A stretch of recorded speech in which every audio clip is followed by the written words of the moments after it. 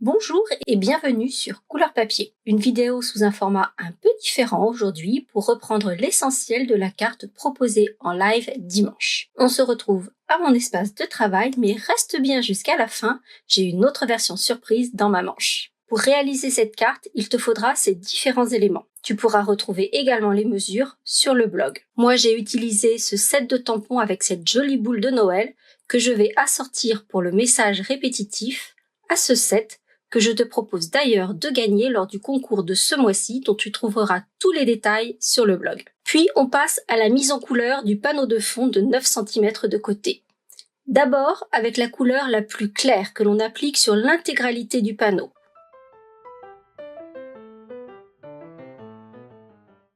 Puis la couleur la plus foncée que l'on applique uniquement sur les pourtours pour faire un joli dégradé avec un point de lumière au centre.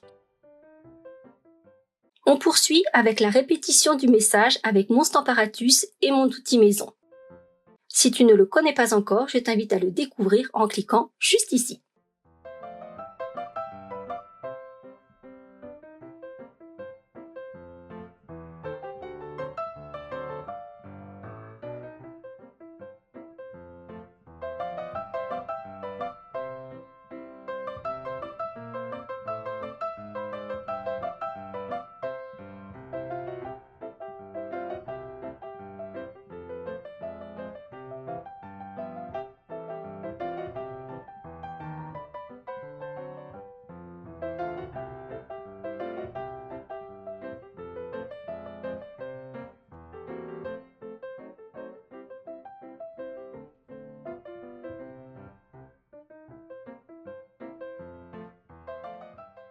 À présent, on va ajouter quelques petites taches d'eau pour donner un effet un peu abîmé. Si tu ne veux pas que ces taches soient trop grosses, ne remplis pas trop la réserve d'eau de ton pinceau.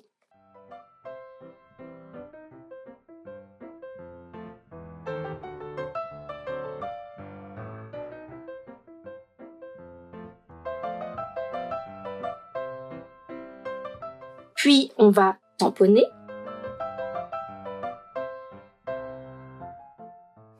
Embosser,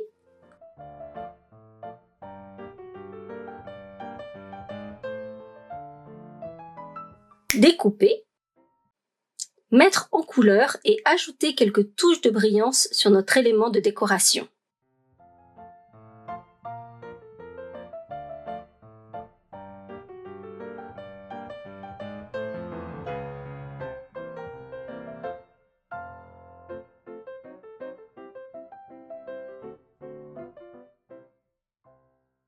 On passe à l'assemblage du panneau décoratif sur son panneau de matage.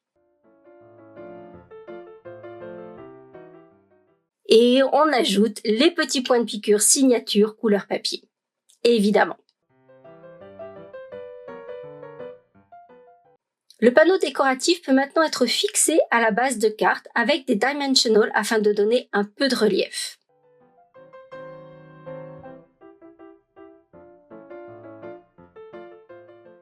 Quant à l'élément décoratif, il va lui être fixé avec des mini points de colle. Le souci, c'est que le papier Volin est transparent. Aussi, pour que les points de colle restent invisibles sur le devant du motif, on va les placer soit derrière les bijoux, soit sous les parties les plus larges de l'embossage du motif décoratif.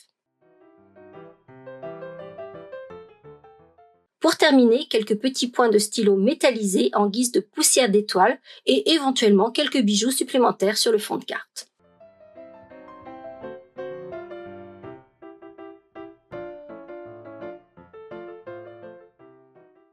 Pour être très honnête, en fait, j'ai un peu regretté d'avoir ajouté de la couleur sur ma carte en blanc, gris et noir. Et du coup, je suis repartie à ma table de scrap. Et là, oh que je suis contente! Dis-moi ce que tu en penses, moi j'adore cette atmosphère à la Tim Burton. Si ces cartes et ce format inhabituel de vidéo t'ont amusé, n'hésite pas à mettre plein de petits pouces en l'air, plein de bisous, au revoir et à bientôt pour de nouvelles aventures créatives. Pour en savoir plus sur ce projet, les dimensions, mais aussi la liste des courses du matériel que j'ai utilisé, rendez-vous sur le blog en cliquant juste là sur la photo. Si ce projet vous a plu et que vous avez envie d'en découvrir d'autres, celui-ci devrait également vous plaire. Et si ce n'est pas déjà fait, n'hésitez pas à vous abonner à ma chaîne en cliquant sur ma bouille. Vous pouvez également activer les notifications en cliquant sur la cloche et ainsi être informé de chaque nouvelle vidéo. Ça ne coûte rien et ça fait plaisir. À bientôt!